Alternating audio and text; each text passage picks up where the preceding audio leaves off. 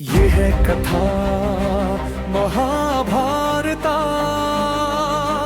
किसने कहा, युद्ध किसने सुना। हमेशा ही विनाश लेकर आता है। ये केवल एक युद्ध नहीं था, ये संघर्ष था धर्म का, अधर्म से पृथ्वी को बचाने का। मैं आपको लेकर जाऊंगा महाभारत के उन शुरुआती दिनों में जहां से ये सब शुरू हुआ।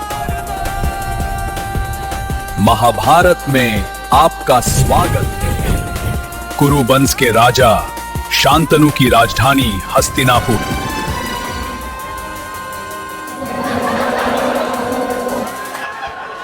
महाराज शांतनु की जय हो। देवी गंगा ने आपके विवाह का निमंत्रण स्वीकार कर लिया है। आपका बहुत बहुत धन्यवाद देवऋषि।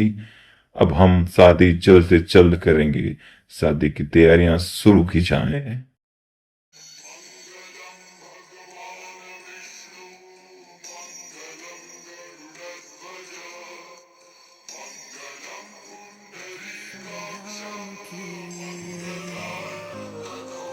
शादी संपन्न हुई और आज से आप दोनों पति और पत्नी हुए। धर्म अधर्म आदि अनंत, सत्य असत्य कलेश कलंक, स्वार्थ की कथा परमार्थ की। शक्ति है भक्ति है, जन्मों की मुक्ति है, जीवन का। हे देवी गंगा, आपने हमसे जो शादी करने का निर्णय लिया है उससे हम बहुत ही प्रसन्न हैं। हम आपको बता नहीं सकते आप हमारे लिए क्या है, पर हम अभी भी ये समझ नहीं पा रहे हैं आपने हमसे ऐसा वचन क्यों लिया है कि हम आपसे कभी भी कोई प्रश्न नहीं कर सकते और न ही आपके किसी कार्य में दखल दे सकते हैं। देवी गंगा इस बात का कोई जवाब नहीं देती है।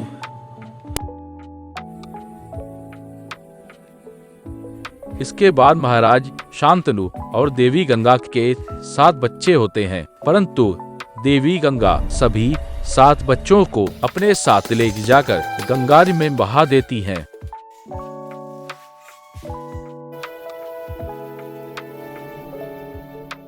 फिर जन्म लेता है देवी गंगा का 8वां पुत्र देवव्रत भीष्म।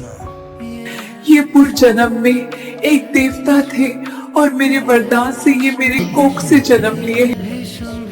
हम भी इसकी परवरिश एक देवता के तरह ही करेंगे। भीषम भीषम भीषम भीषम भीषम, ये है भीषम।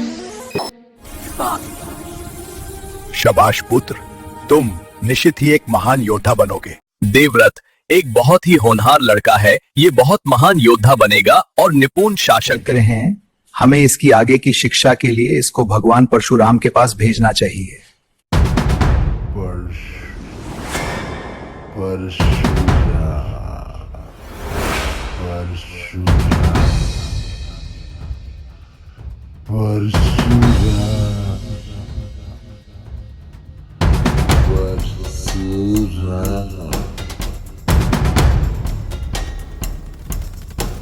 क्या तुम में कोई है, क्या तुम में कोई है जो इस सूखी हुई नदी का पानी वापस ला सके? हाँ गुरुदेव, जैसा आपने सिखाया है वो हम कर सकते हैं, हमें एक मौका दें। ठीक है युवराज जसवंत, सर्वप्रथम तुम्हारी बारी।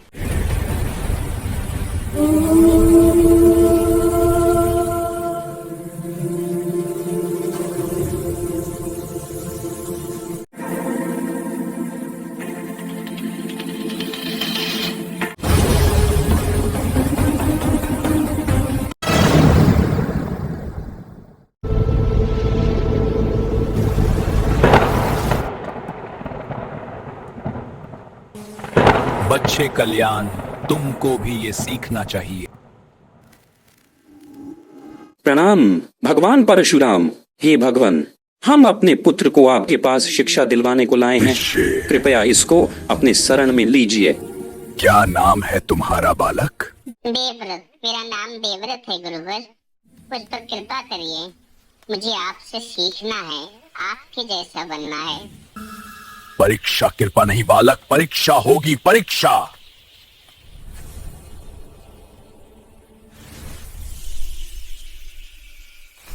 इस पर्वत में अब ज्वालामुखी फूटेगा। क्या तुम खुद को बचाओगे या यहाँ बैठे सभी लोगों?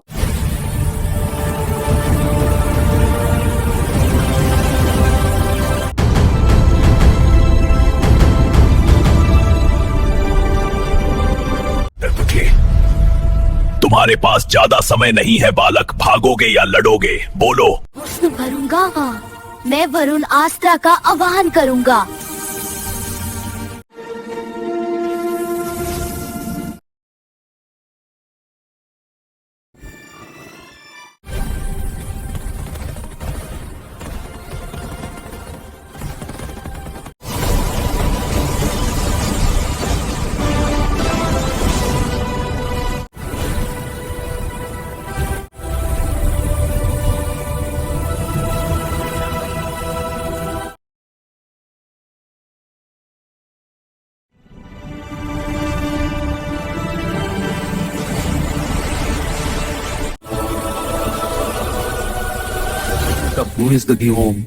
कल से तुम्हारा प्रशिक्षण शुरू होगा।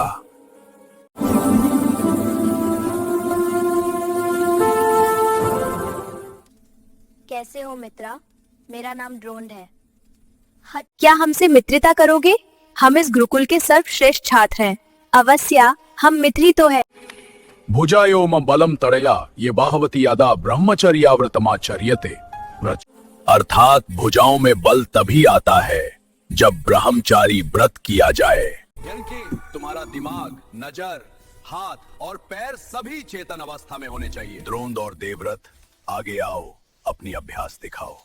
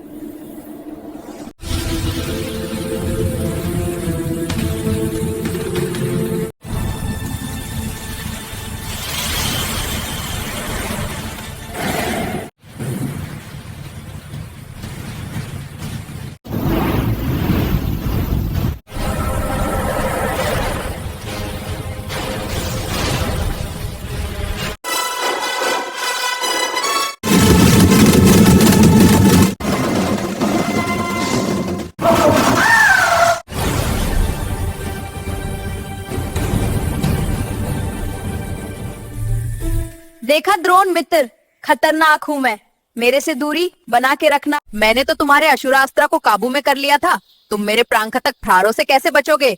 बच्चू, मैंने तो तुम्हारे असुरास्त्र को काबू में कर लिया था, तुम मेरे प्राणघातक प्रहारों से कैसे बचोगे? बच्चू,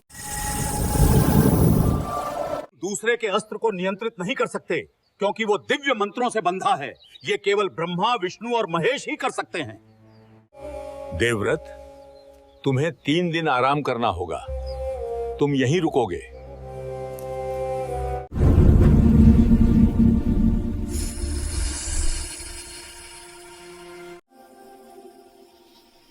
तुमको असुरास्त्र पर चढ़ने की क्या जरूरत थी? पैर तुड़वा लिया ना।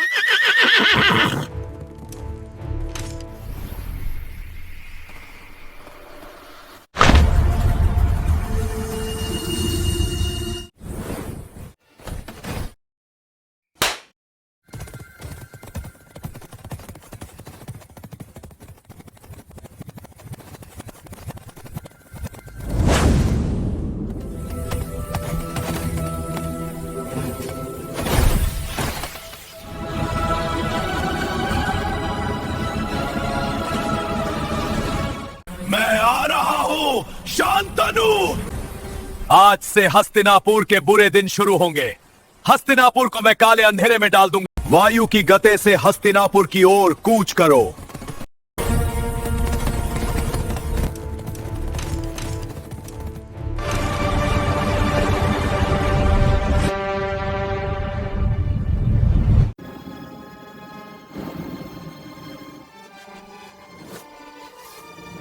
आज माती का कर्ज उतारने का दिन आया है।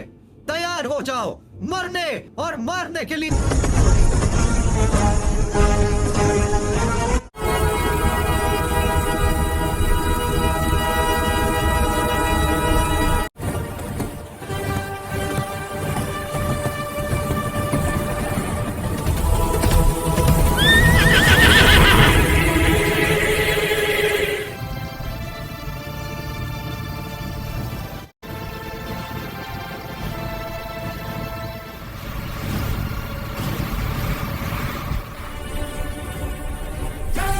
कौन हो तुम जो इस तरह मेरे राज्य में घुसने का दुस्साहस कर रहे हो?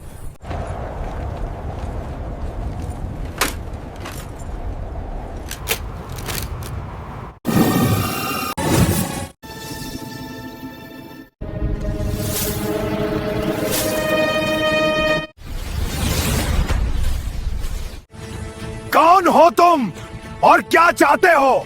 बोलो, बोलो। वाह महाराज सांतानु, भूल गए अवंती के राजा प्राघोत को, जिसको तुमने मार डाला। बस अपने राज्य में ऊंच नीच को खत्म करके सभी को शिक्षा के अवसर देना, यही गलती थी मेरे भैया की, इसीलिए मार डाला ना तुमने मेरे बड़े भैया को। मैं उसी प्राघोत का भाई अने हूं और आज कांपेगा हस्तिनापुर, और मारोगे तुम सांतनु।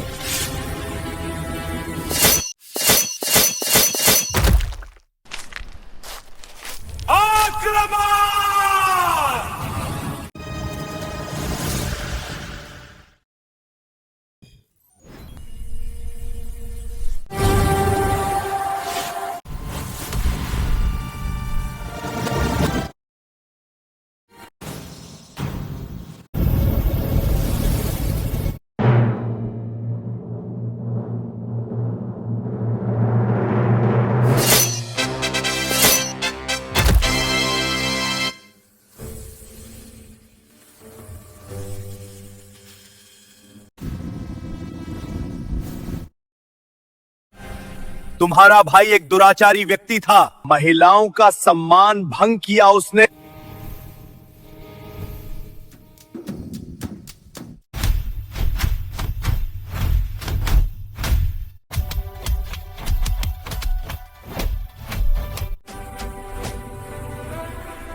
ओए द्रोण, हिम्मत है तो मुझसे मुकाबला करो। द्रोण ही क्यों, देवव्रत क्यों नहीं, श्रीमान द्रुपद, द्रोण ही क्यों?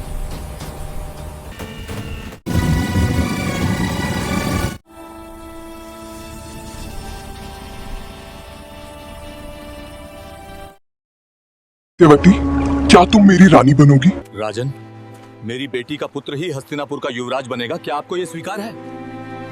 परंतु मेरा और गंगा का पुत्र देवव्रत ही मेरा पहला वारिस है, ये उसके साथ अन्याय है। राजन, हम गरीब मछुआरे जरूर हैं, परंतु अपनी पुत्री को एक राजा की दासी नहीं बनने देंगे। देवी गंगा के जाने के बाद हमारा मन राजकाज में नहीं लगता है।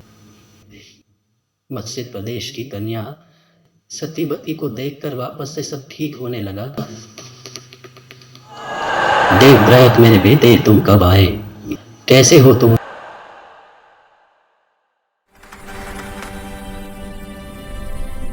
मेरे साथ चलिए पिताश्री।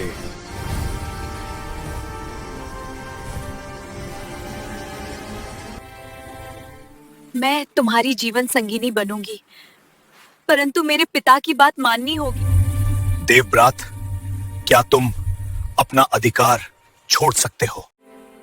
अगर मेरे पिता यही चाहते हैं तो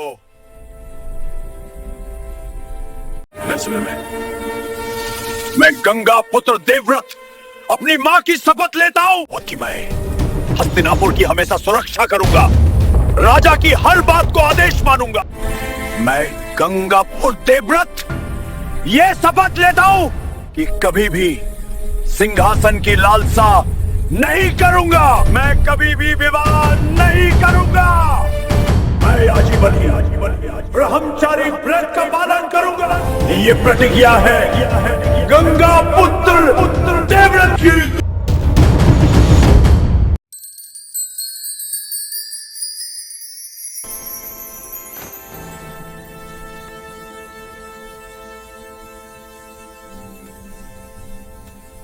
प्रणाम पिताश्री, मुझे बुला लिया होता आप क्यों आए?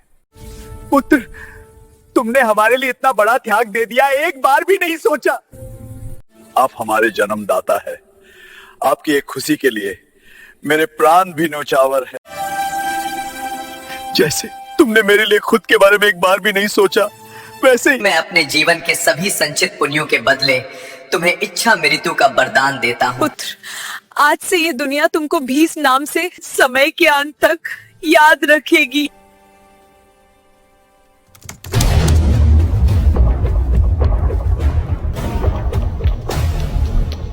महाराज शंतनु की जय हो। महाराज, युवराज चित्रांगदा को गंधर्व ने बंदी बना लिया है। ठीक है, हम आते हैं।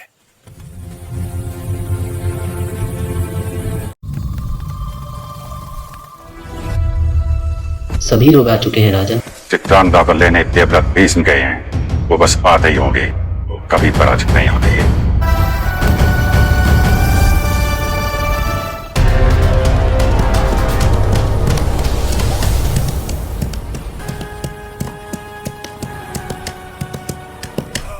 खत्म हुए तुम्हारे खिलौने, अब भीष्म की बारी।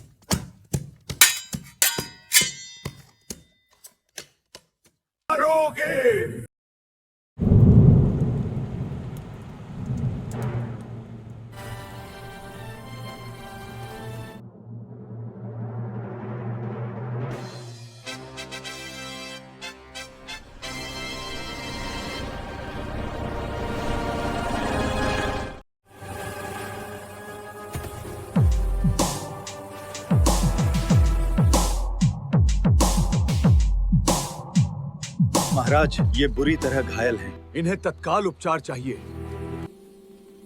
क्या हुआ है मेरे बेटे को?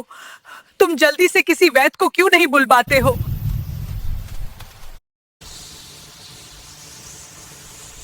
इनकी श्वास रुक चुकी है राजन, अब अंतिम संस्कार की तैयारी करनी होगी।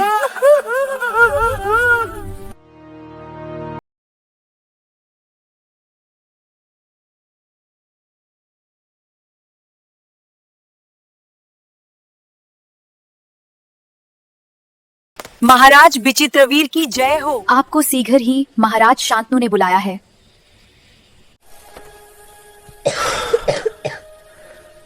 ठीक है, हम आते हैं। अरे विचित्रवीर, तुम्हारे भाई को मारे 5 साल बीत गए। तुम राजकाज में बिल्कुल भी चित नहीं लगाते हो। राजकुमार, तुमको अब राजभार संभालना चाहिए। काशी की राजकुमारी अंबिका से मुझे विवाह करना है। पर आज तो काशी में स्वयंवर है और हमें निमंत्रण नहीं दिया गया है। अगर विचित्रवीर की यही मनसा है तो मैं स्वयंवर में जाऊंगा। मैं यहाँ आए सभी राजकुमारों का समस्त काशी की ओर से स्वागत करता हूँ। जो राजकुमार मेरे इस योद्धा को हरा देंगे, मेरी पुत्रियां उनमें से किसी से भी विवाह करने के लिए स्वतंत्र हों।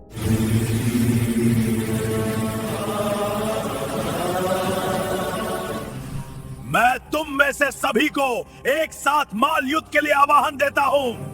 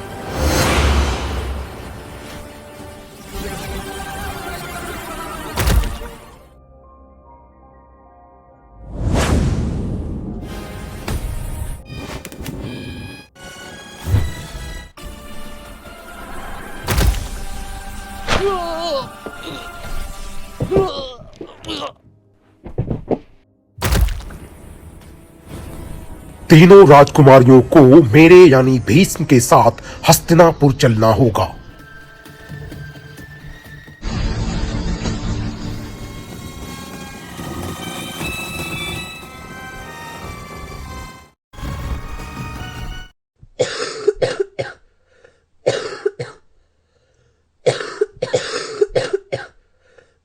धोखा धोखा धोखा हुआ है मेरे साथ।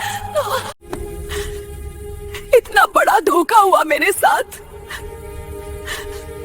मैं तपेदिक के रोगी से विवाह नहीं करूंगी। धोखा दिया है तुमने मुझे। तुमने स्वयंवर जीता है। तुम्हें मुझसे विवाह करना होगा भीष्म। मुझे इस खांसने वाले राजकुमार से विवाह नहीं करना है। मर्यादा में रहिए राजकुमारी अम्बा। हस्तिनापुर को काशी ने आमंत्रित नहीं किया था, आप क्यों आए? तुम मुझसे विवाह करोगे भीष्म? मैंने आजीवन ब्रह्मचार्य रहने का वचन दिया है देवी अम्बा। मैं आपसे विवाह नहीं कर सकता। मुझे अब कोई भी स्वीकार नहीं करेगा। अगर आपने मुझे नहीं अपनाया तो मेरा क्या? अगर तुम विचित्र वीर से विवाह करना नहीं चाहती हो तो मैं तुम्हें तुम्हारे पिता के घर छोड़ आऊंगा। मैं भगवान परशुराम के पास जाऊंगी। भीष्म, तुमने एक अबला नारी का अपमान किया है। आज तुम्हारी मृत्यु तय है। प्रणाम गुरुदेव। अगर तुमने देवी अम्बा को नहीं अपनाया तो तुम मुझे मजबूरन हस्तिनापुर पर आक्रमण करने के लिए मजबूर कर दोगे। हे गुरुदेव, मैं वचनबद्ध हूँ। मैं देवी अम्बा से विवाह नहीं कर सकता। अम्बा को वचन दिया है, उसको न्याय दिला के रहूंगा, चाहे पूरी हस्तिनापुर को ही क्यों ना खत्म करना। मैं हस्तिनापुर की सुरक्षा के लिए प्रतिबद्ध हूँ गुरुदेव। मेरे होते कोई भी हस्तिनापुर की तरफ कुदृष्टि नहीं डाल सकता। तो मरने के लिए सज्ज हो जाओ भीष्म।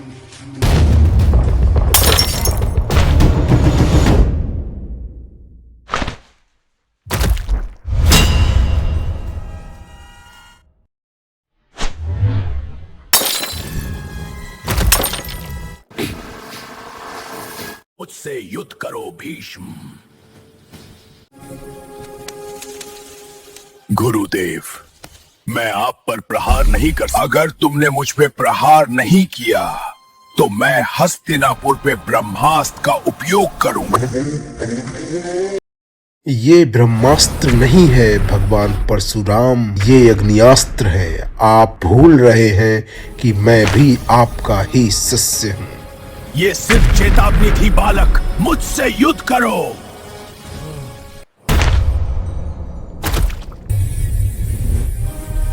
चेतावनी खत्म बालक।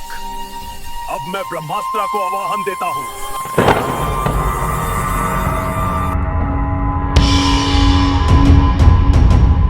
आप मेरी हस्तिनापुर पर ब्रह्मास्त्र नहीं चला सकते। विजय धनुष।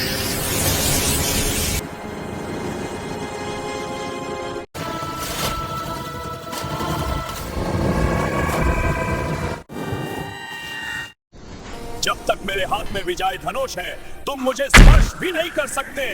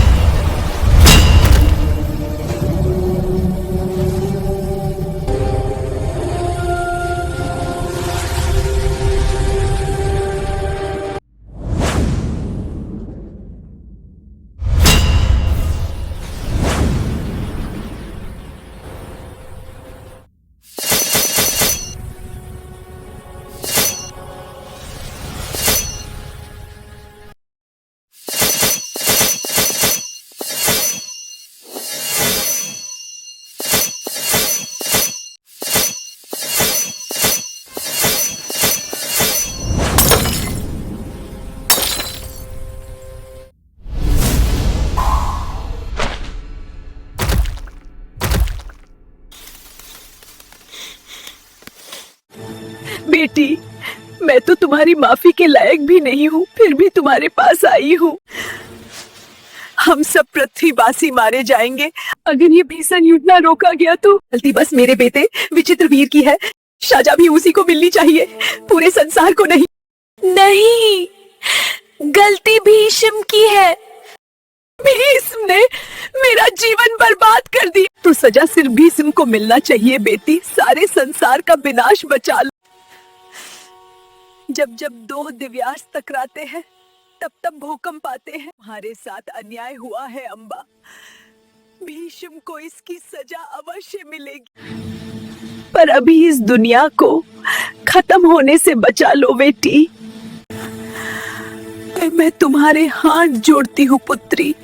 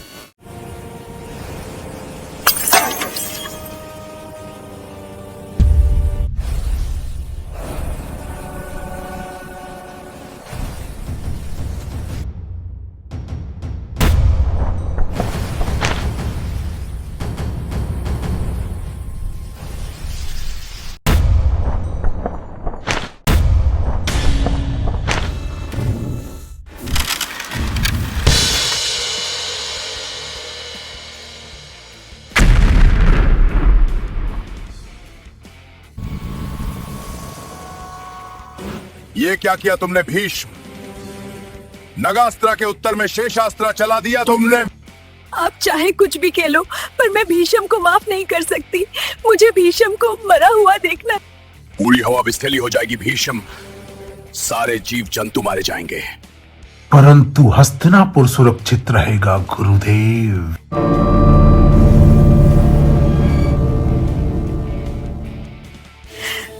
भीष्म को इच्छा मृत्यु का वरदान प्राप्त है बेटी। भीष्म को तो कुछ नहीं होगा, परंतु ये सृष्टि आज नष्ट हो जाएगी बेटी।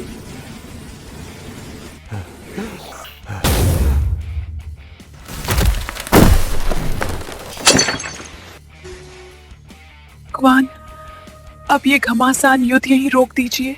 सारे जग में त्राही त्राही मची है। जब तक देवी अंबा को न्याय नहीं मिल जाता, ये युद्ध नहीं रुक सकता।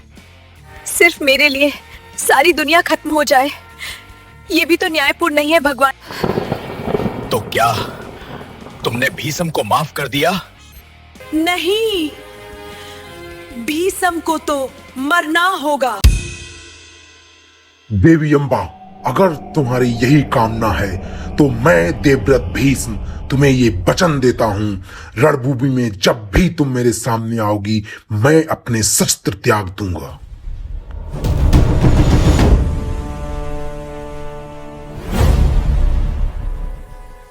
राजकुमारी देवकी, आपको महाराज उग्रसेन ने शीघ्र ही बुलाया है। ठीक है, हम आते हैं। राजकुमारी देवकी का विवाह तय किया है वसुदेव के साथ। वसुदेव वृष्णि के राजा है और सुरसेना के पुत्र हमारी देवकी को बहुत खुश रखेंगे। और राजकुमारी देवकी। महाराज की जय हो। महाराज युवराज कंस ने आज 2 लड़कों की जीभ काट दी। सूरत का मजाक, जिस जिस जीवा से निकलेगा वो जीवा ही नहीं बचेगी।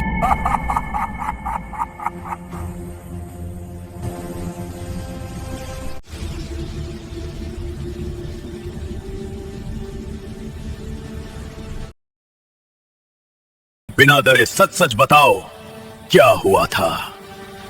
महाराज उग्रसेन 4 लड़के युवराज कंस की मजाक बना रहे थे, तो राजकुमार ने उन सब की जीवा ही काट डाली। प्रजा हमें कर देती है कंस, तुम्हें उस प्रजा की सुरक्षा करनी है, ना कि शोषण। पिताजी, पुत्री देवकी का विवाह तय हो चुका है कंस, अब तुम अपना लड़कपन। क्या कहा पिताश्री? देवकी का विवाह?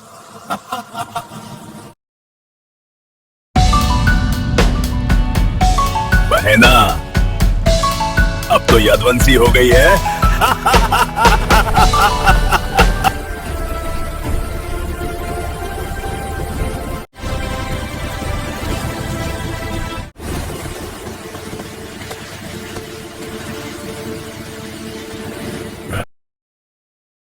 कैसे हो वसुदेव? सब सकुशल तो है? अंदर चलिए वसुदेव जी।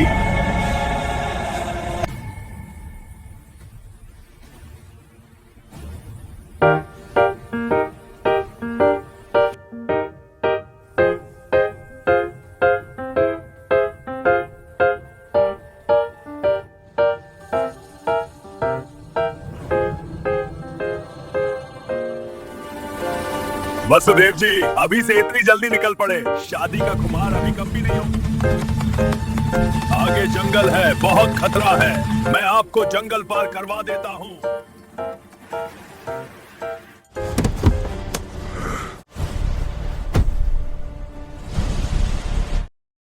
आए कांच, तू अपनी जिस बहन की विदाई इतने हर्षोल्लास से कर रहा है ना, तेरी उसी बहन की 8वीं संतान तेरी मृत्यु का कारण बनेगी। कौन है? कौन है? कौन है? क्या था ये? कौन बोल रहा था? किसकी आवाज थी ये देववाणी थी महाराज। देववाणी? मतलब ये जो भी बोली है ये सच होगा क्या? अगर तुम्हारी संतान से मेरी मृत्यु होनी है तो क्यों ना मैं तुम्हें ही खत्म कर दूं। जब तुम जीवित ही नहीं रहोगे तो तुम्हारी संतान मुझे किस प्रकार मारेगी? देवकी पर हाथ उठाने की जुर्रत कैसे की कंस?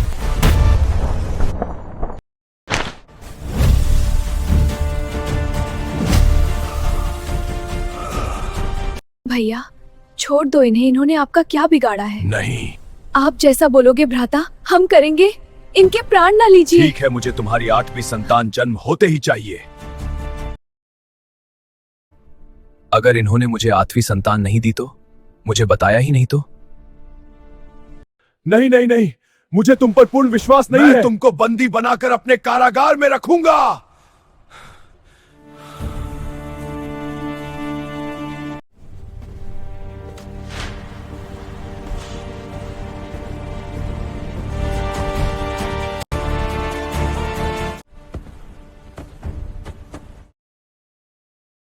आज तुमने सारी मर्यादाएं लांघ दी हैं कंस, तुम्हें इसकी सजा अवश्य मिलेगी। बुढ़े हो चुके हैं पिताश्री, वृद्धावस्था ने आपको परास्त कर दिया है।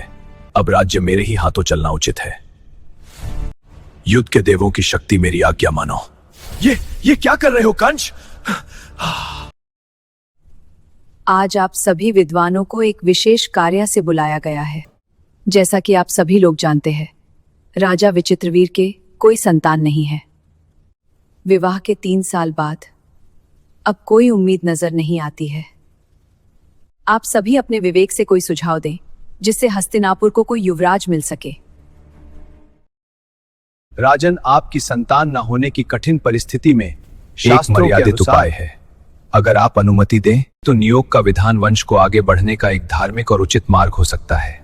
मैं कृष्णद्वय व्यास महा उद्देश्य से किए जाने वाले इस कार्य के लिए उपस्थित हूं।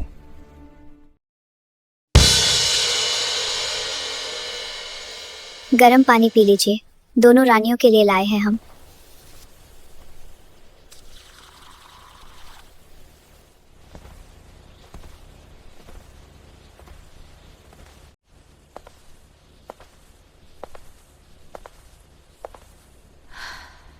हाँ, कुछ हो रहा है, मुझे तीव्र पीड़ा हो रही है।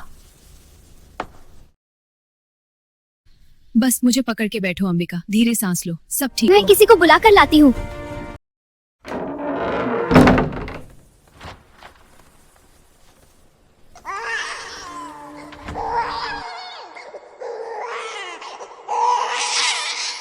बधाई हो महाराज, पुत्र हुआ है।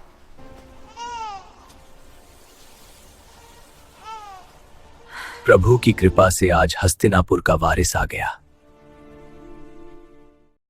महाराज कंस की जय हो, देवकी को पुत्र हुआ है महाराज।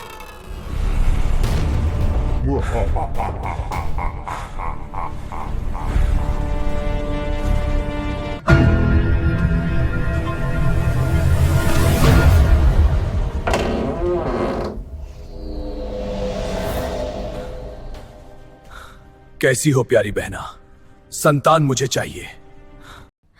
ये बच्चा क्यों चाहिए आपको? आपको तो 8वीं संतान से खतरा है ना? ये तो पहला है। तुम्हारे भगवान की सभी बाण मैं एक एक करके नष्ट कर दूंगा।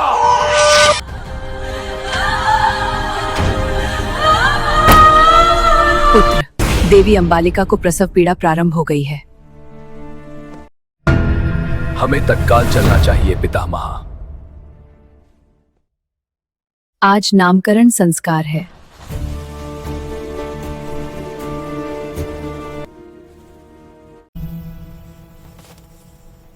हे भगवान, यह बालक जन्म से ही मोतियाबिंद से पीड़ित है। प्रकाश इसकी आंखों तक कभी नहीं पहुंच पाएगा और इसकी दृष्टि हर बीतते दिन के साथ मंद होती चली जाएगी।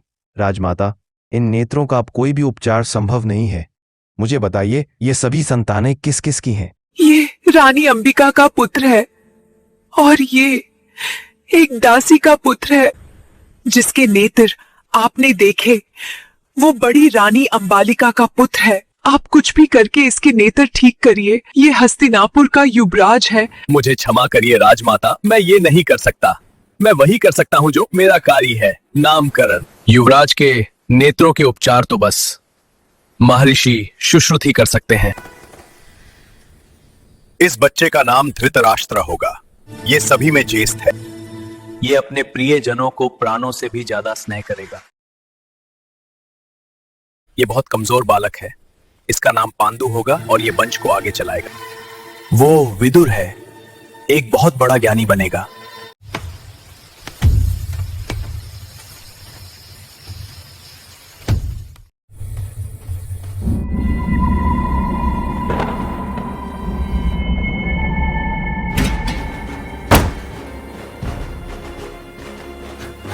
बहन, मेरा काल जो तेरी कोख से आएगा उसके भाइयों पर दया नहीं कर सकता।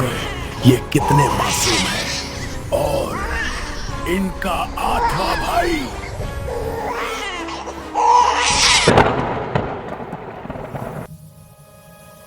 ज्येष्ठ भ्राता, हम आज कुछ ज्यादा ही दूर आ गए हैं। अगर समय पर नहीं पहुँचे तो आज भोजन भी नहीं मिलेगा। विदुर, तुम बड़े डरपोक हो, अभी तो एक भी लकड़ी का गट्ठर नहीं उठाया है। लो हम पहुंच गए, वो देखो सामने सूखी लकड़ियों का खजाना।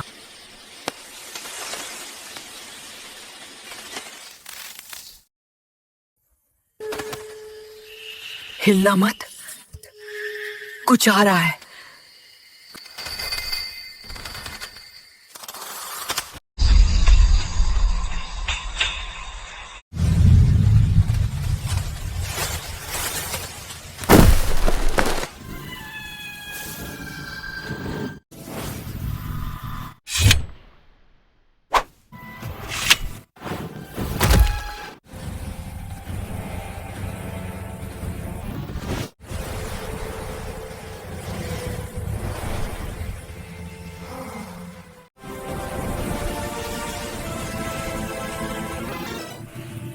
अधिकासुर, अब हमें हमारे गुरु कृपाचार्य के यहाँ छोड़ दीजिए।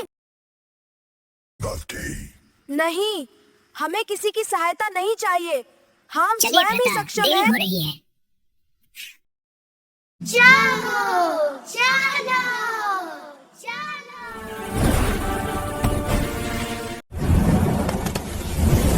जी यार, कितनी बदबू आ रही थी इसमें। ब्रह्मचर्य स्थितो नित्यम गुरु भक्ताय समन्वित विद्यभ्यसर। अर्थात जो ब्रह्मचारी का पालन करे, गुरु का सम्मान करे और पढ़ाई में रहे, वही सच्चा विद्यार्थी है। धृतराष्ट्र, यहाँ आओ। तुम एक महान साम्राज्य के युवराज हो, तुमको वाक्यों से ज्यादा जिम्मेदार होना होगा।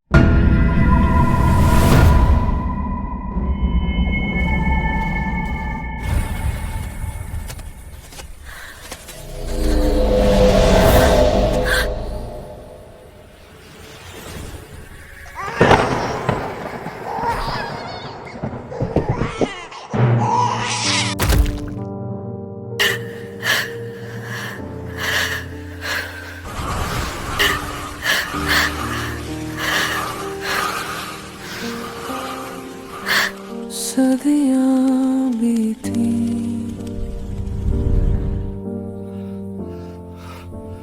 रातें गुजरी, ख्वाब भी अब थक के टूट गए।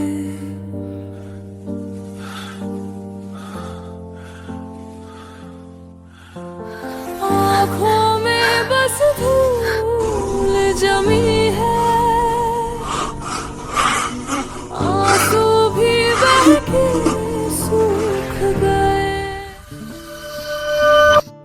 देवकी, उदास ना होइए, आपकी ये 7वीं संतान सुरक्षित रहेगी। हम इस गर्भ को आपकी नंद रोहिणी के गर्भ में भेज रहे हैं।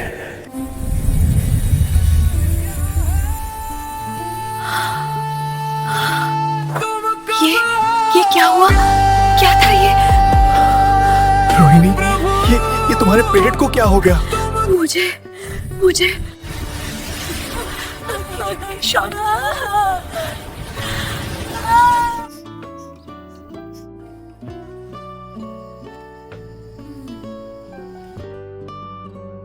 रुको, ऐसा लगता है जैसे कोई अंदर से लात मार रहा हो।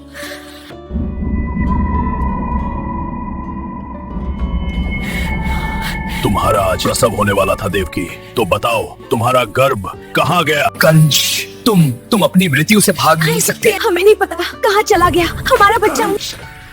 कंस, कुछ भी कर लो, मरोगे तुम। कंस को देवताओं की ये चुनौती मंजूर है। आज मैं तुम दोनों को जीवित छोड़ता हूं।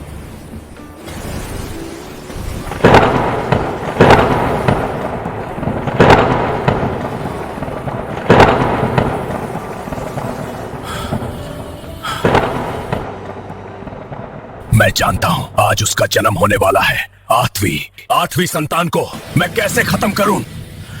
बताओ मुझे। महाराज, पहरा 10 गुना बढ़ा देते हैं और दासियों को तुरंत कारागार में भेज देते हैं। इस बात की कर रहे हो? जाओ, करो जाकर।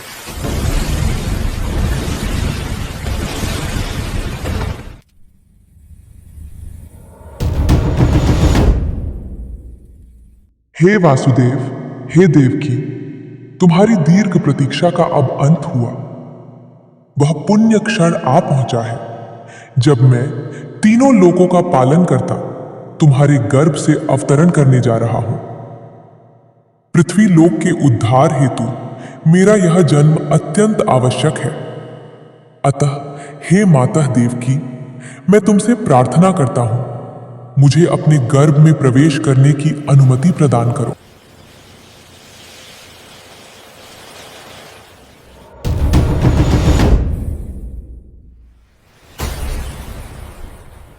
है कथा संग्राम की,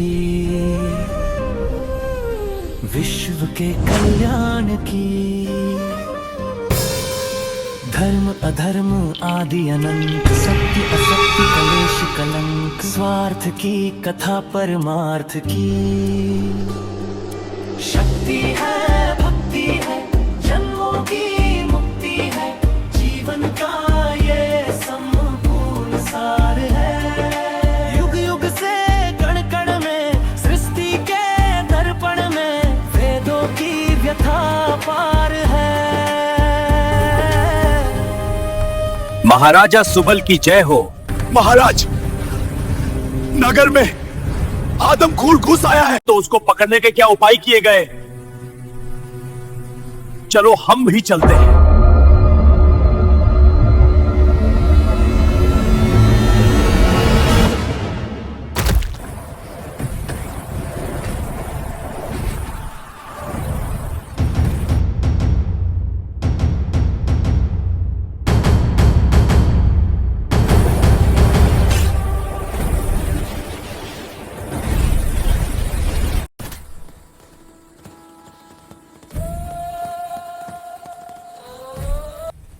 सराहनीय है तुम्हारी कुशलता, मेरे तीर को भी काट दिया। नहीं पिताश्री, मैंने आपके बाण को काटा नहीं, बस उस पर विष ला दिया। चलो चलते हैं। पुत्र शकुनी, हमारे कुछ मंत्री हमारे साथ विश्वासघात कर रहे हैं और राज्य की गुप्त सूचना दुश्मन को दे रहे हैं। यहाँ क्या? कौन है वो दुराचारी मंत्री? हमें यही तो पता लगाना है। ठीक है पिताश्री, सारे मंत्रियों को बुलवाए। सभी उच्चाधिकारियों को बुलाकर लाओ।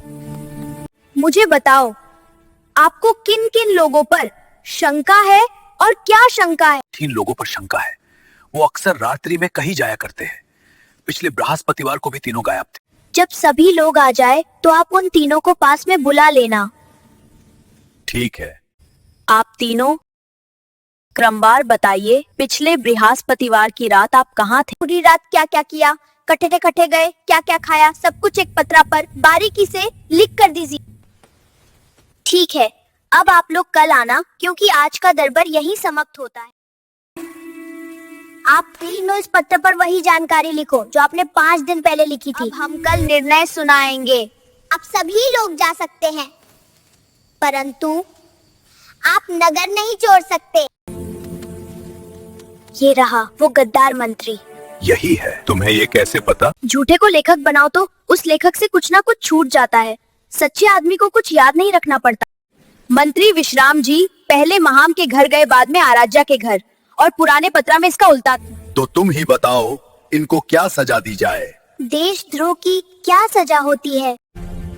आजीवन कारावास या मृत्यु दंड।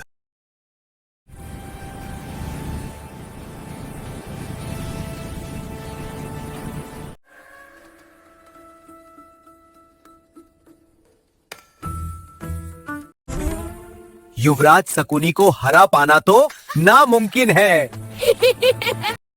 युवराज शकुनी, चलिए आपके अभ्यास का समय हो गया है। हमें नहीं जान। नहीं चलोगे तो महाराज नाराज होंगे और मेरी और तुम्हारी दोनों की डांट पड़ेगी। चलिए। युवराज शकुनी, कोई भी पशु पक्षी उत्पन्न करके दिखाओ अभी।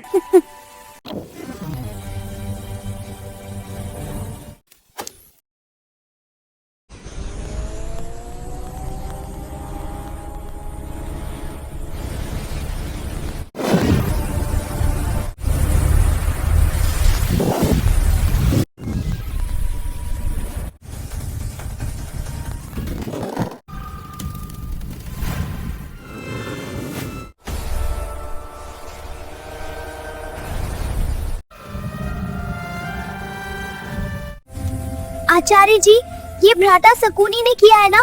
सारे महल में आग लगी हुई है। हाँ, शकुनी की ही शरारत है ये। वो युद्ध कला सीखना ही नहीं चाहता। भ्राता शकुनी अपनी शरारतों से बाज नहीं आएंगे।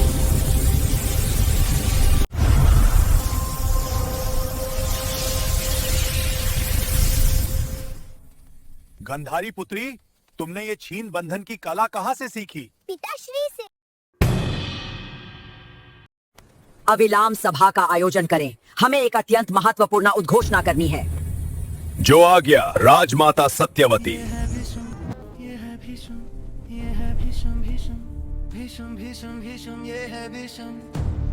राजा विचित्रवीर को गए आज 1 माह हो गया है और राज्य बिना राजा के नहीं चलते। मेरे विचार में धृतराष्ट्र का राज्य अभिषेक किया जाना उचित है। शीघ्र ही हमें राज्य अभिषेक करना होगा, परंतु हम इस दुविधा में हैं कि धृतराष्ट्र का राज्याभिषेक करें या नहीं। बताओ तो बताओ, क्या कहते हैं आपके शास्त्र और विधान? क्या जन्म से दृष्टिहीन व्यक्ति राजा बनने योग्य है या नहीं? हस्तिनापुर के भविष्य के लिए आप लोग भी अपने अपने विचार प्रस्तुत करने के लिए स्वतंत्र है। हे माते, जो आपका आदेश सर्वमान्य होगा, परंतु शास्त्रों के अनुसार नेत्रहीन व्यक्ति राजा बनने योग्य नहीं है। हन राजमाता, पुरोहित जी सत्य कह रहे हैं। नेत्रहीन व्यक्ति राज्य की सुरक्षा और न्याय में भी असमर्थ होगा। क्या कहा आप लोगों ने? मैं अंधा हूं इसलिए मैं राजा नहीं बन सकता? मेरी आंखें नहीं है, इसमें मेरी गलती तो नहीं है। भगवान ने मुझे ऐसा बनाया है। महाराज का ज्येष्ठ पुत्र मैं हूं। भ्राता धृतराष्ट्र की आंखें मैं हूं, न कहो। हर संघर्ष में मैं ज्येष्ठ के आगे खड़ा रहूंगा। मेरी विनती है कि मेरे भाई का राज्याभिषेक किया जाए। मेरी विनती है मेरे भाई धृतराष्ट्र को ही राजा घोषित किया जाए। नहीं, ये नहीं हो सकता। व्यक्तिगत स्वार्थों की तुलना में राजधर्म का उत्तरदायित्व अत्यंत गुरुतर है, अतः हमें इस विषय पर गहन विचार मंथन करना होगा। परंतु मेरे अधिकार का क्या? ज्येष्ठ भ्राता, राज्य के लिए तो वीर अपने प्राण तक न्यौछावर कर देते हैं। अधिकार, हम सबसे पहले महामहिम भीष्म का अधिकार था, परंतु वो जानते हैं राज्य की जिम्मेदारी उससे भी बड़ी है। और भ्राता, आपने भी तो कितनी बार हमारी खुशी के लिए अपने अधिकार छोड़े हैं। परंतु ज्येष्ठ, बात आपके अधिकार से कहीं बड़ी है। हम सबको राज्य के बारे में सोचना होगा। अपनी महानता का परिचय दो पुत्र। तुम ज्येष्ठ हो और हमेशा ज्येष्ठ ही रहोगे। पुत्र धृतराष्ट्र, एक बार विचार करो। ठीक है पितामह, आप कह रहे हैं तो ठीक ही होगा। पांडु का राज तिलक किया जाए।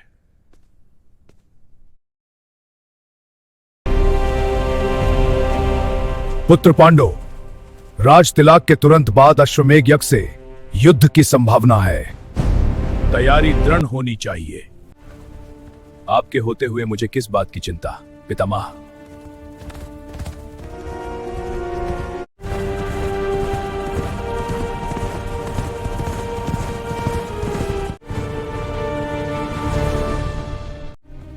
महाराज, हमला हुआ है।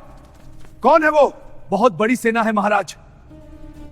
महाराज, एक सफेद अश्वमेध का घोड़ा है। उसके पीछे सफेद चांदी के कवच में एक बहुत तेजस्वी योद्धा, जिसकी सफेद दादी और सफेद बाल हैं, मानो स्वयं यमराज आ रहे हो। भीष्म, क्या हमें संधि करनी चाहिए या युद्ध? एक बार बात करके देखते हैं। अमा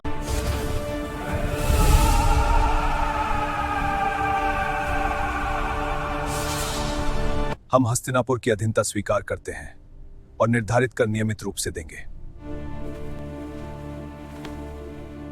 हमें तुम्हारी एक अक्षौहिणी सेना चाहिए। हमें पूरब की ओर कूच करना है। इस प्रकार पांडु अपनी अप्रतिम वीरता, रणकौशल एवं पराक्रम को सिद्ध करते हैं। हस्तिनापुर की सीमाओं का निरंतर विस्तार करते हुए वे समीपवर्ती एवं दूरवर्ती राजाओं को पराजित कर अपने अधीन करते हैं तथा उनसे नियमित कर एवं उपहार प्राप्त कर हस्तिनापुर की सार्वभौमिक सत्ता को सुदृढ़ करते हैं। पुत्र पांडु, हमें अब पश्चिम की ओर चलना चाहिए। हाँ पितामह, सेना को पश्चिम की तरफ मोड़ते हैं।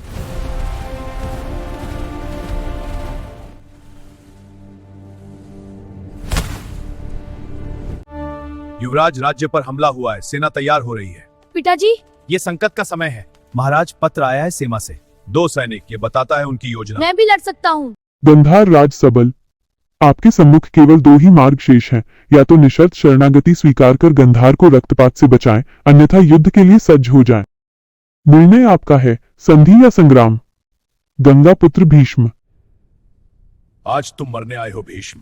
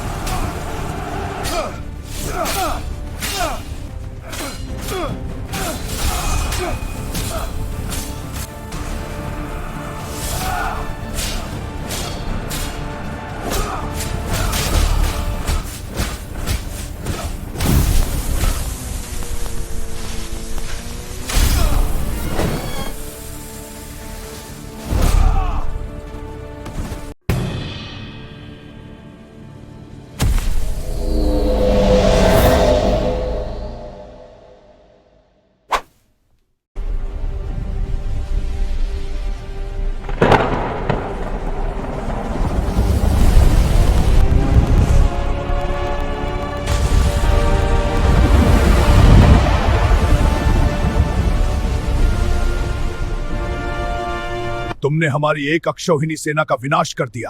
तुम्हें इस पाप की सजा अवश्य मिलेगी। ये दानव अब हस्तिनापुर जाएगा। पितामह, देखिए मैं किसको लाया हूं।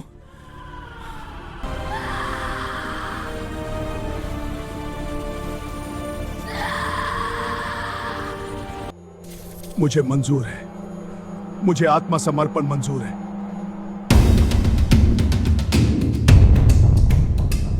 तुमने हस्तिनापुर दानव भेजकर मेरी प्रतिज्ञा को भंग करने की कोशिश की, परंतु विदुर अभी हस्तिनापुर में ही हैं, जिन्होंने मुसीबत टाल दी। बताओ तुमको क्या सजा दी जाए। तुम सबको हमारे साथ हस्तिनापुर चलना होगा।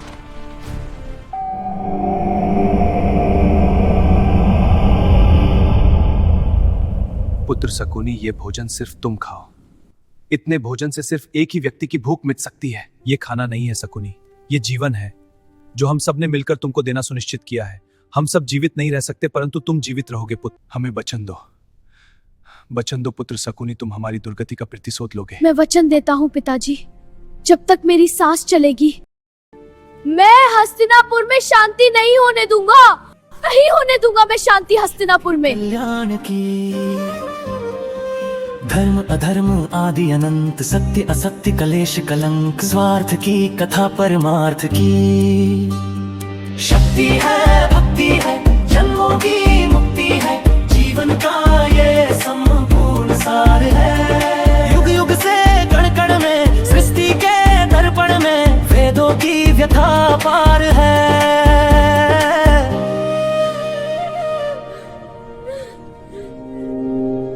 राजमाता, हमें अब धृतराष्ट्र के विवाह के बारे में भी सोचना चाहिए। वो अब विवाह योग्य हो चले हैं। अवश्य ही आपने कोई कन्या देख रखी होगी पुत्र, तो बताओ हमें कौन है वह भाग्यशाली राजकुमारी। हाँ राजमाता, गांधार राज शबल की वो कन्याएं जो किसी भी अपराध की अधिकारी नहीं थी, फिर भी हमारे आदेश से वो कारागार की अंधकारमयी कोठरियों में बंद हैं। क्या हम महाराज सबल को रिहा कर सकते हैं? उनसे रिश्ते की बात करिए। यदि वो हमारे संबंधी बन जाते हैं तो हमें उनसे किसी प्रकार का कोई खतरा नहीं रहेगा। जी राजमाता, तुम्हें यहां एक अत्यंत महत्वपूर्ण विषय पर विचार विमर्श के लिए आमंत्रित किया गया है। हम चाहते हैं कि पुरानी शत्रुता को त्याग कर परस्पर रिश्ते के बंधन में बंध जाएं। हम विचार करेंगे। हमारा निर्णय पुत्रियों की इच्छा के विरुद्ध नहीं होगा, पर हम कोशिश करेंगे। आप पूर्णतः स्वतंत्र हैं और हम आज से आपको अपना संबंधी मानते हैं। आप अपने परिवार के साथ गांधार लौट जाइए। महाराज सबल को पूर्ण सम्मान और मर्यादा के साथ रिहा किया जाए। बस बेटा, सब ठीक होगा। पिताजी मुझे डर लगता है। हस्तिनापुर ने संबंध स्थापित करने का प्रस्ताव रखा है। यह कहा गया है कि यदि हम अपनी पुत्रियों का विवाह राजकुमारों से कर दें तो हम सभी को रिहा कर दिया जाएगा। हाँ ठीक है, मंजूर है हमें, परंतु वो राजकुमार फिर कभी दूसरी शादी नहीं करेगा तो? अगर उन्होंने और विवाह किए तो मेरी बहनों की स्थिति दयनीय हो जाएगी। हमें आपकी सभी शर्तें मंजूर है, परंतु तुम्हारी सभी पुत्रियों की शादी बड़े बेटे धृतराष्ट्र से होगी। गले मिलो, अब हम संबंधी हो गए हैं।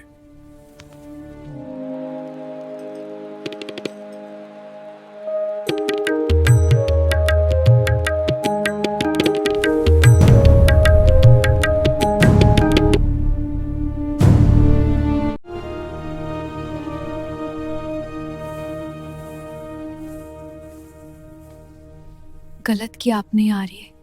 आप देख नहीं सकते हैं तो मेरी सभी बहनों का जीवन क्यों नष्ट कर दिया आपने? मेरी मर्जी नहीं थी, राजमाता का आदेश था। मैं जानता हूँ दृष्टिहीन व्यक्ति को कोई कन्या हृदय से स्वीकार नहीं करेगी। आप फिर गलत हो आर्य। मैंने आपको हृदय से अपना है। ये दृष्टि हम दोनों को अलग करती है ना। आज से मैं भी अपनी इस दृष्टि को बंद कर लूंगी। मुझसे कभी भी ये पट्टी हटाने के लिए मत कहिएगा। पांडु, स्मरण रखो, यहीं से वृष्णि राज्य की सीमा आरंभ होती है। अतः इस भूमि पर शास्त्र नहीं, संयम चलेगा। यहाँ युद्ध का कोई स्थान नहीं। वृष्णि के राजा सुरसेन हमारे मित्र हैं और ये गांव गोकुल है जहां वृष्णि वंश के राजा सुरसेना के पुत्र नांद निवास करते हैं।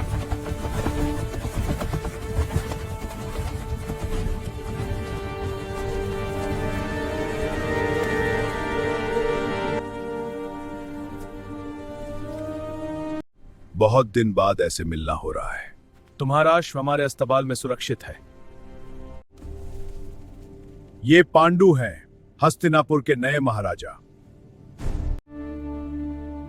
बहादुर हो,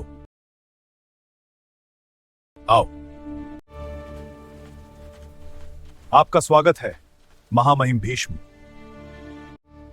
आइए। आप सभी राजाओं का मेरे घर में स्वागत है। धन्यवाद। आओ कुंती, कृष्ण को अंदर ले चलो और भोजन की व्यवस्था करो।